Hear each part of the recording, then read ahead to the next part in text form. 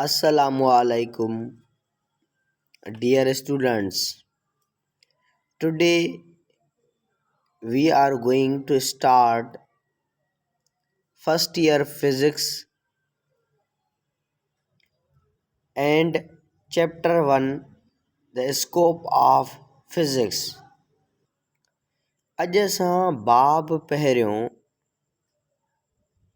Physics जी अहमियत 11वीं class जे physics पढ़ंदासीं। अहम मौज़ूआत साइंस और उसकी शाखें, फिज़िक्स और उसकी शाखें। हिन क्लास में अॼु असां साइंस ऐं फिज़िक्स ॿिन्ही खे गॾु पढ़ंदासीं ऐं गॾोगॾु उन्हनि जूं शाखूं पिणु बयानु कंदासीं। साइंस छा आहे? द स्टडी ऑफ थिंग्स, शयुनि जे मुताले खे एंड इवेंट्स ऐं वाक़िअनि जे मुताले खे दे टेक्स प्लेस अराउंड अस, जेके असांजे चोतरफ़ थियनि था, उन्हनि जे अभ्यास करण खे ई साइंस चवंदा आहियूं। शयुनि मां मुराद आहे त असांजे चौधारी या आसपास जानदार शयूं बि अची थियूं वञनि, बेजान शयूं बि अची थियूं वञनि, त ॿिन्ही शयुनि जो साइंस में अभ्यास कंदासीं। ऐं गॾोगॾु जेके बि वाक़िआ पेश अचनि था असांजी ज़िंदगीअ में, उन्हनि खे पिणु पढ़ंदासीं, उन्हनि ते सोच वीचार कंदासीं, त इन इल्म खे साइंस चवंदा आहियूं। अहिड़े क़िस्म जे पढ़ण खे नालो साइंस ॾिनो वियो आहे। ब्रांचिस ऑफ साइंस, साइंस जूं शाखूं। Science is classified into two main branches. Science खे ॿिनि अहम शाखुनि में विरहायो वियो आहे। नंबर 1, द फिज़िकल साइंसिस, सभ खां पहिरियां तबई साइंसूं, ऐं नंबर 2, बायोलॉजिकल साइंसिस, हयातियाती साइंसूं। इहे ॿई अहम शाखूं आहिनि साइंस जूं। हाणे सभ खां पहिरियां तबई साइंसूं, फिज़िकल साइंसूं पढ़ंदासीं। The physical sciences are concerned with non living things. तबई साइंसूं बेजान शयुनि जे बारे में ॼाण ॾींदियूं आहिनि। हाणे बेजान शयुनि जे बारे में तव्हां तक़रीबन 7 साल पढ़ी चुका आहियो तफ़सील सां गॾु गुज़िरियल क्लासनि में। उन खां पोइ आहे बायोलॉजिकल साइंसिस, हयातियाती साइंसूं। The biological sciences are concerned with living things. हयातियाती साइंसूं तालुक़ रखनि थियूं जानदार शयुनि सां, ऐं जानदार शयुनि जे बारे में पिणु तव्हां वाक़ुफ़ु आहियो। थोरो हिते जाइज़ो वठी था वठूं। नॉन लिविंग थिंग्स, बेजान शयूं, जन खे ज़िंदगी न हुजे, ऐं लिविंग थिंग्स, जानदार शयूं, जन खे ज़िंदगी लाइफ हुजे, त उन्हनि खे वरी लिविंग थिंग्स चवंदा आहियूं, जानदार शयूं। हाणे असां पंहिंजे अहम ऐं असल टॉपिक ते वधंदासीं जेको आहे physics. The branch of physical science which deals with interaction of matter and energy is called physics. याद रहे फिज़िक्स पिण शाख आहे फिज़िकल साइंस जी। छो जो हिन शाख में असां मादे ऐं तवानाई जे बारे में पढ़ंदा आहियूं ऐं इन्हनि ॿिन्ही जो जेको पंहिंजो पाण में तालुक़ु आहे, रिलेशनशिप, उनखे बि चङी तरह पढ़ंदा आहियूं। ॿी ॻाल्हि यादि रहणु ज़रूरी आहे त फिज़िकल साइंस जी उन करे शाख आहे जो फिज़िक्स जे अंदरि असां बेजान शयुनि जो मुतालियो कंदा आहियूं, नॉन लिविंग थिंग्स जो स्टडी कंदा आहियूं। हाणे मैटर ही दुनिया 98% मादे जी ठहियलु आहे ऐं तवानाई पिणु मादे जे अंदरि समायल हूंदी आहे ऐं गॾोगॾु मादे ऐं तवानाई जो सदियुनि खां वठी पाण में गहरो तालुक़ु आहे, यानी हिक ॿिए खां सवाइ इहे अधूरा आहिनि। इहा ॼाण असांखे फिज़िक्स जे ज़रिए मिले थी। This is based on observations and measurements of natural phenomena. Physics हिकु अहिड़ी शाख आहे जेका मुशाहिदनि ते ॿधियलु आहे ऐं पैमाइशुनि ते ॿधियलु आहे, मेजरमेंट्स। पर उहे पैमाइशूं या मफ़रूज़ा या मुशाहिदा कंहिंजा आहिनि? उहे कुदरती मंज़रनि जा आहिनि, फितरत जा जेके बि नज़ारा आहिनि उन्हनि जे बारे में इहे मुशाहिदा आहिनि ऐं इहे पैमाइशूं आहिनि जेके फिज़िक्स असांखे ॿुधाईंदी आहे। फिज़िक्स असांखे हिन सॼी काइनात जे बारे में ॼाण ॾिए थी। काइनात जो इल्मु आहे ई physics. Branches of physics, physics जूं शाखूं। सभ खां पहिरियां असां क्लासिकल फिज़िक्स पढ़ंदासीं। The study of macroscopic bodies which have relatively small velocities compared to the speed of light. Classical physics में असां मैक्रोस्कोपिक जिस्मनि जे बारे में पढ़ंदा आहियूं। हाणे मैक्रोस्कोपिक जिस्म छा आहिनि? यानी अहिड़ा जिस्म जिन खे असां पंहिंजी आम अख सां ॾिसी सघूं, आम अख सां ॾिसी सघूं, उन्हनि जो मुतालियो करे सघूं, त उन्हनि जिस्मनि खे असां मैक्रोस्कोपिक बॉडीज़ चवंदा आहियूं। अहिड़नि जिस्मनि जो मुतालियो क्लासिकल फिज़िक्स में कंदा आहियूं जिन खे असां ख़ुदि ॾिसी सघूं, छुही सघूं, उन्हनि जो मुतालियो करे सघूं। ऐं हे जेके मैक्रोस्कोपिक बॉडीज़ आहिनि न, मैक्रोस्कोपिक जिस्म या शयूं, इन्हनि जी जेकॾहिं रफ़्तार जी ॻाल्हि कयूं त तमामु घटि रफ़्तार हूंदी आहे इन्हनि खे। जेकॾहिं इन्हनि जी रफ़्तार रोशनी जी रफ़्तार सां भेट कंदासीं त रोशनी जी रफ़्तार खां कई दफ़ा उन्हनि मैक्रोस्कोपिक जिस्मनि जी रफ़्तार घटि निकिरंदी। उन खां पोइ आहे quantum physics, the study of microscopic bodies. हिन में असां माइक्रोस्कोपिक जिस्मनि जे बारे में पढ़ंदा आहियूं। हाणे माइक्रोस्कोपिक जिस्म छा आहे मुराद?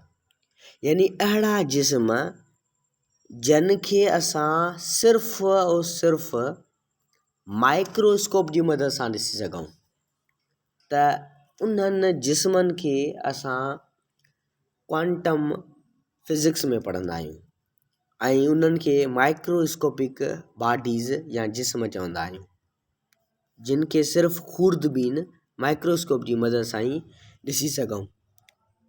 हाणे उन जो मिसाल या उहे कहिड़ा जिस्म आहिनि जिन खे असां खूरदबीन जी मदद सां ॾिसी सघूं। एटम जा जेके ज़रड़ा आहिनि, इलेक्ट्रॉन, प्रोटॉन ऐं न्यूट्रॉन, इन्हनि खां अलावा ॿिया बि एटम जा ज़रड़ा आहिनि ऐं ख़ुदि एटम जेको आहे इन्हनि खे बि असां सिर्फ़ु खूरदबीन जी मदद सां ॾिसी सघूं था। यादि रहे त ही ॿई क्लासिकल फिज़िक्स ऐं क्वांटम फिज़िक्स अहम शाखूं आहिनि फिज़िक्स जूं। उन खां पोइ पढ़ंदासीं पार्टिकल फिज़िक्स, ज़रड़ाटी फिज़िक्स। हिन में असां मादे जे बुनियादी ज़रड़नि जे बारे में पढ़ंदा आहियूं। हाणे मादे जा बुनियादी ज़रड़ा, उन में तव्हांजो एटम आहे, एटम जा जेके ज़रड़ा इलेक्ट्रॉन, प्रोटॉन, न्यूट्रॉन, मालिक्यूल जे बारे में पढ़ंदा आहियूं। मालिक्यूल जा जेके ज़रड़ा आहिनि जंहिंमें ख़ुदि एटम अची थो वञे उनखे पढ़ंदा आहियूं। कंपाउंड खे पढ़ंदा आहियूं, ख़ुदि मैटर खे पढ़ंदा आहियूं। त अहिड़ी फिज़िक्स जी शाख खे पार्टिकल फिज़िक्स चवंदा आहियूं। उन खां बाद आहे न्यूक्लियर फिज़िक्स, न्यूक्लियाई फिज़िक्स। हाणे न्यूक्लियाई फिज़िक्स छा आहे? लफ़्ज़ मां ई ज़ाहिर आहे त हीअ फिज़िक्स जी जेका शाख आहे असांखे न्यूक्लियस जे बारे में ॿुधाईंदी। एटम जो जेको मर्कज़ हूंदो आहे उन जे बारे में ॿुधाईंदी। एटम जा जेको मर्कज़ आहे उन जी जोड़जक, बनावट ऐं उन जूं जेके ख़ासियतूं आहिनि उहे पिणु हिन शाख में पढ़ंदासीं फिज़िक्स जी में, जंहिंखे असां न्यूक्लियर फिज़िक्स चऊं था। न्यूक्लियाई प्लूरल आहे, जमा हुआ न्यूक्लियस जो।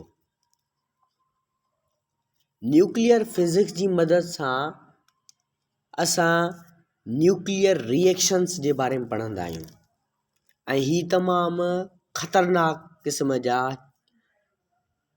अमल हूंदा आहिनि। न्यूक्लियर फिज़िक्स जी बदौलत ई असां एटॉमिक बॉम्ब पिणु तयारु कयो आहे। उन खां अलावा असां वटि हिकु ॿी शाख अॻियां आहे, एटॉमिक एंड मालिक्यूलर फिज़िक्स। लफ़्ज़नि मां ई साफ़ ज़ाहिर आहे त हिन फिज़िक्स जी शाख में असां एटम ऐं मालिक्यूल जे बारे में पढ़ंदासीं। एटॉमिक फिज़िक्स जी सिर्फ़ु ॻाल्हि कयूं त उन में असां एटम जी बारे में पढ़ंदासीं। पोइ एटम जी जोड़जक, कंपोज़िशन जे बारे में पढ़ंदासीं। स्ट्रक्चर, बनावट जे लिहाज़ खां पढ़ंदासीं। उन जूं ख़ासियतूं, प्रॉपर्टीज़ पढ़ंदासीं। जेकॾहिं मालिक्यूलर फिज़िक्स जी ॻाल्हि कयूं, मालिक्यूल पढ़ंदासीं, पर उन जी जोड़जक बि पढ़ंदासीं, उन जी बनावट बि पढ़ंदासीं, उन जूं ख़ासियतूं बि पढ़ंदासीं।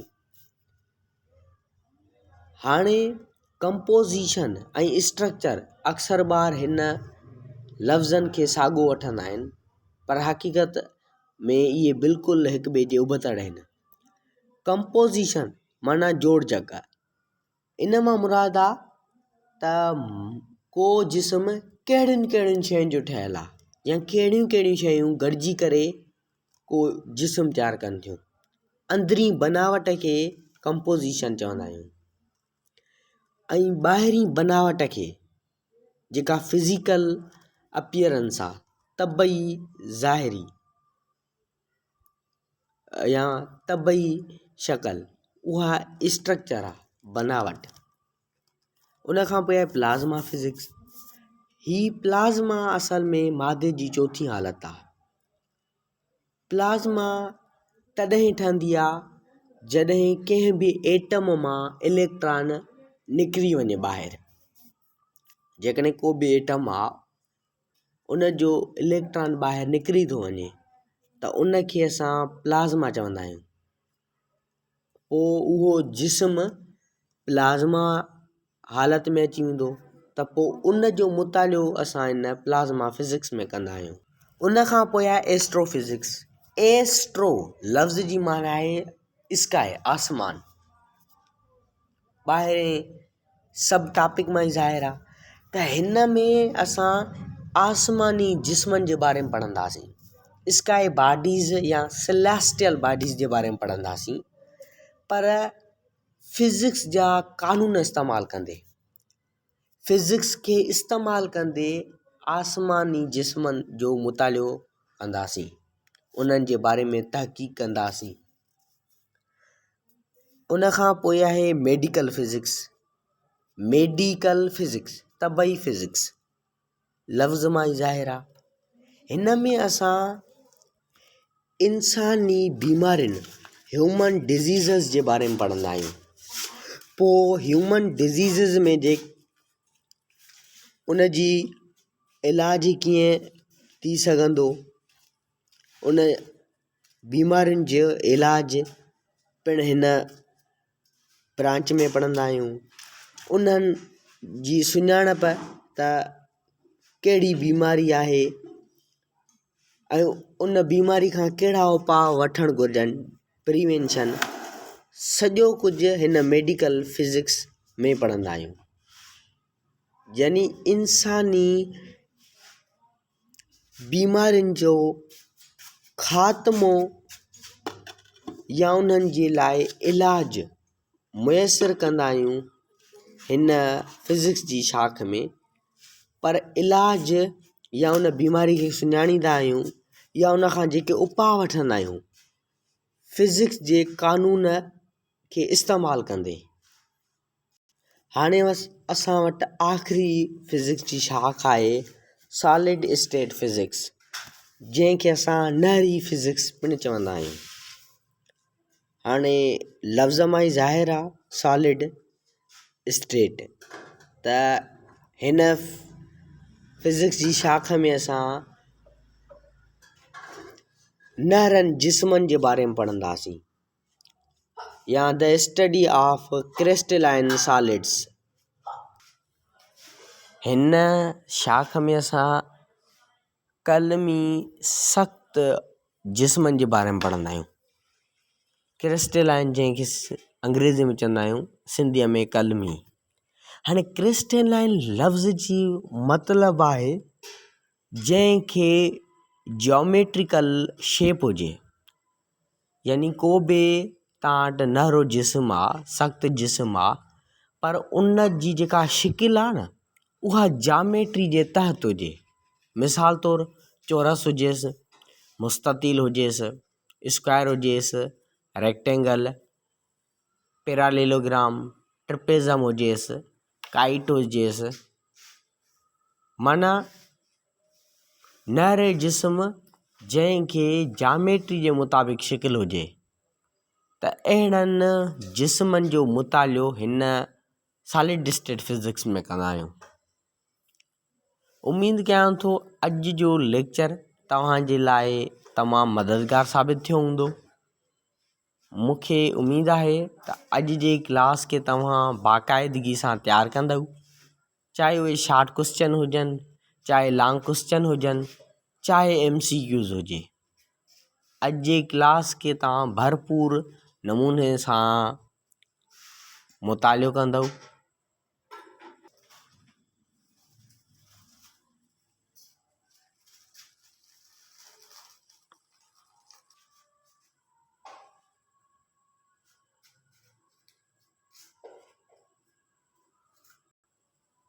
Thanks for watching. Allah Hafiz. Assalamu alaikum.